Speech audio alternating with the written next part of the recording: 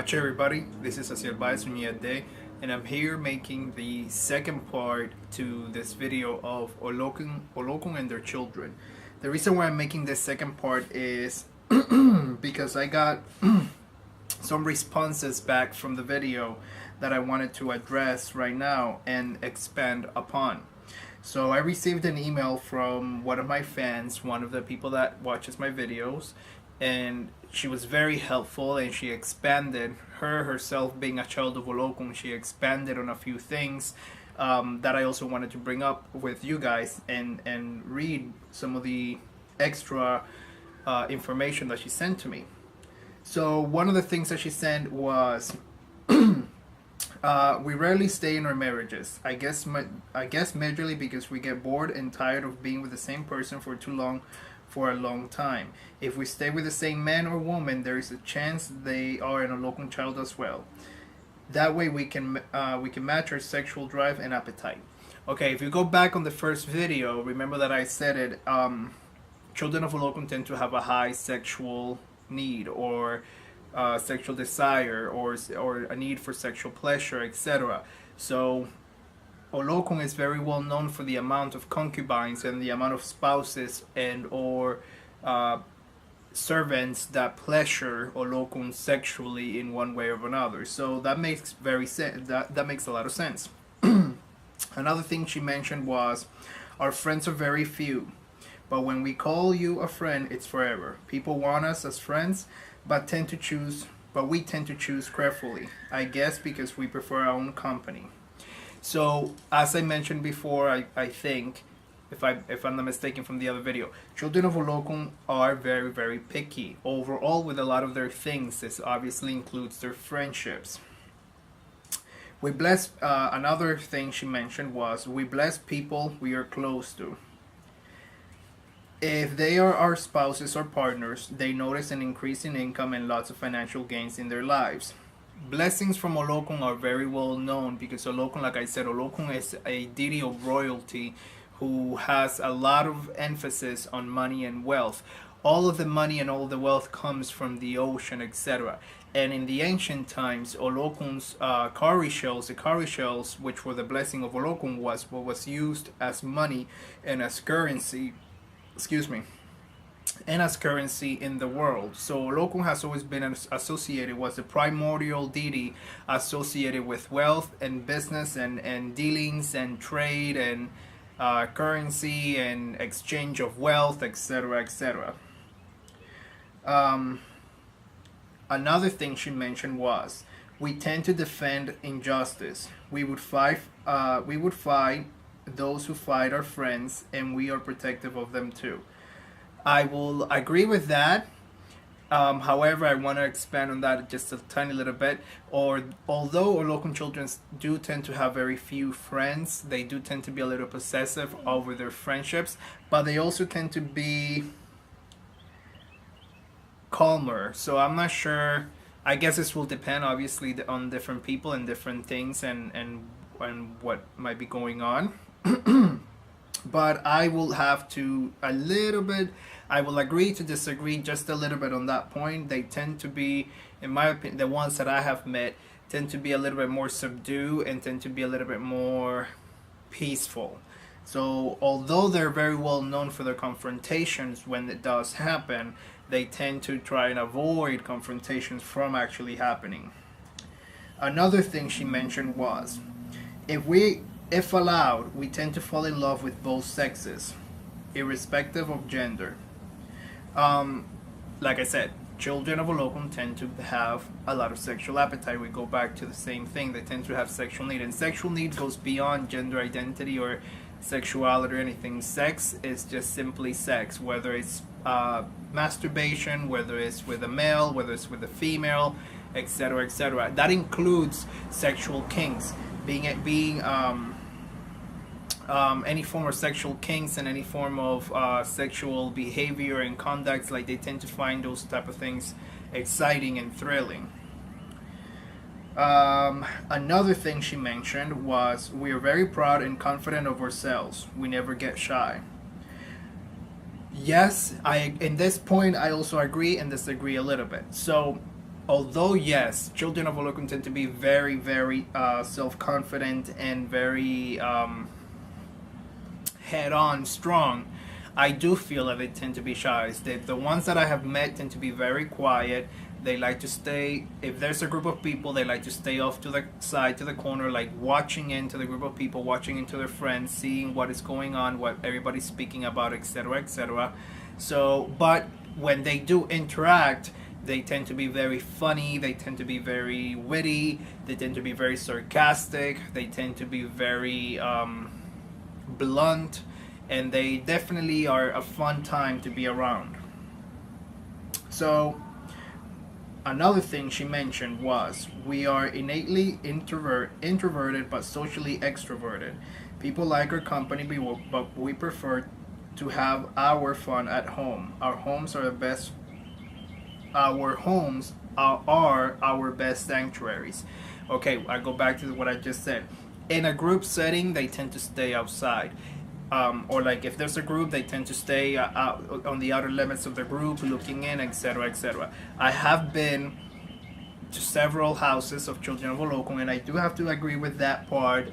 Being in their house always feels good, always feels warm, it always feels welcoming, and they do tend to go out of their way to make you feel comfortable in whatever situation it is, whether they're making dinner or you're just hanging out.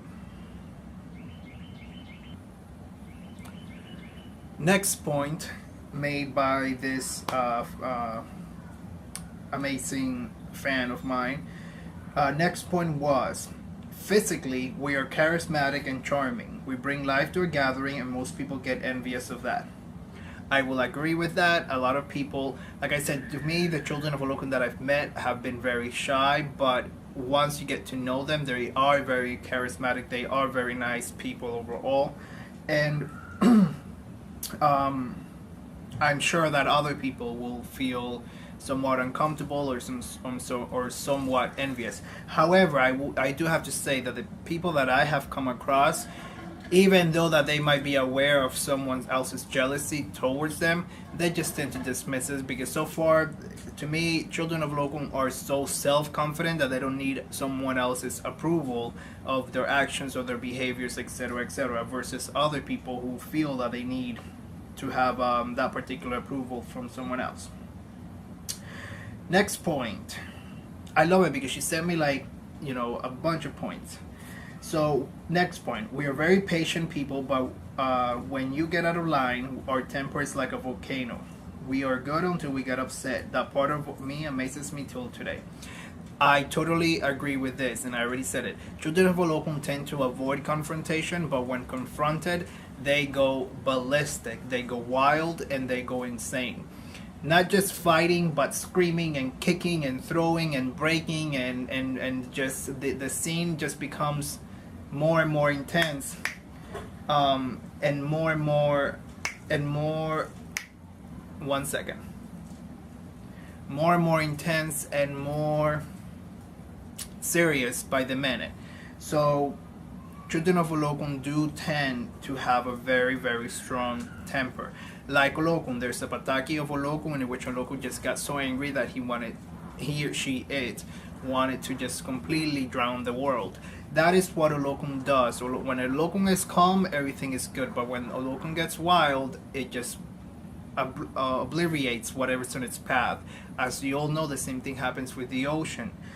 The ocean is a manifestation of Olokun. So when the ocean is at peace, everything's good, but when the ocean gets mean or wild, or something goes wrong in the ocean, it'll just destroy cities and buildings and kill anything and everything on its path, etc., etc. That is a simile, that is a comparison to the wrath of Olokun and the power of Olokun.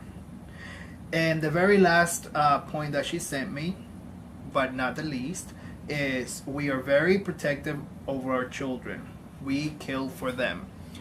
Once again, Olokun is known for a lot of concubines. Olokun is known for a lot of children. Olokun is known for a lot of anything and everything. So a lot of money, a lot of wealth, a lot of children, a lot of partners, a lot of clothing, a lot of land, a lot of palace, a lot of this, a lot of that. It's a lot of everything. Olokun is the epitome of exaggeration and the epitome of abundance and the epitome of having more than what is needed. So obviously, killing for one's children, it goes back to the temper of the children of Olokun and to the temper of Olokun. While everything's okay, they will behave okay. But if you touch something obviously that they love or they desire or that they want, they will go ballistic on you, and they're gonna go and they'll just throw a hissy fit that will be intense. So whether you have children or not, this includes, as children for example, this will include one's pets. Anything happens to the pet of the person and they will go ballistic trying to figure out and right the wrong that was done to them or to their pet or to their loved one, etc., etc., etc. So Olokun, once again, everybody, Olokun is a Titan energy. Olokun is such a big manifestation of pure raw Ache that it is very hard to control it sometimes, and it is very interesting and very important for everybody who deals with Olokun to always keep their head on their shoulders while working with Olokun, and make sure that whatever you do with Olokun is always done to the best of your abilities, to the nicest of your abilities. And Olokun is definitely an Orisha that you want to tread with lightly and make sure that everything between you and Olokun is settled as best as possible. So this is just an expansion on this as a second part to the Olokun and their children's video. Thank you so much. I will omit her name because I think we settled on not saying her name, but it was a lady. And I am so thankful for everybody else who watches me, and I hope that this video helps everybody else. Keep sending me your messages, keep sending me your comments, keep sending me all of the beautiful things that I get from all of you guys, and I will see you guys in one of my next videos. Thank you guys for watching me. Ache, ache, ache, do.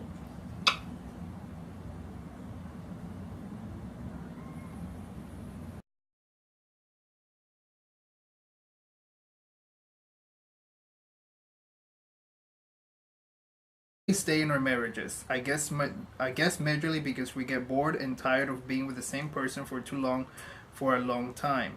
If we stay with the same man or woman, there is a chance they are an Olokun child as well. That way we can match our sexual drive and appetite.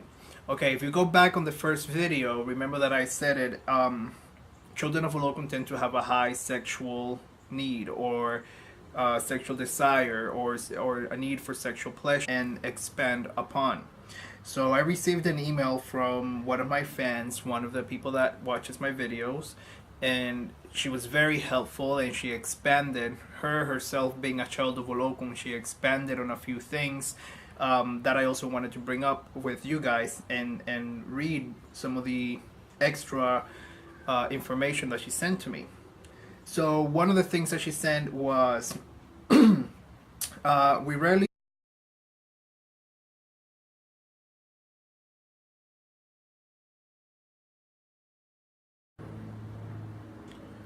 Hi everybody, this is Asiel Day, and I'm here making the second part to this video of Olokun and their children.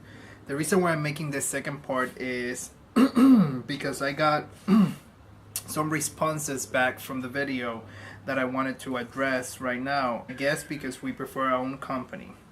So as I mentioned before, I think, if I'm not mistaken from the other video, children of Olokun are very, very picky overall with a lot of their things. This obviously includes their friendships. We bless, another thing she mentioned was, we bless people we are close to. If they are our spouses or partners, they notice an increase in income and etc. So Olokun is very well known for the amount of concubines and the amount of spouses and or servants that pleasure Olokun sexually in one way or another. So that makes that makes a lot of sense. Another thing she mentioned was, our friends are very few, but when we call you a friend, it's forever. People want us as friends, but we tend to choose carefully.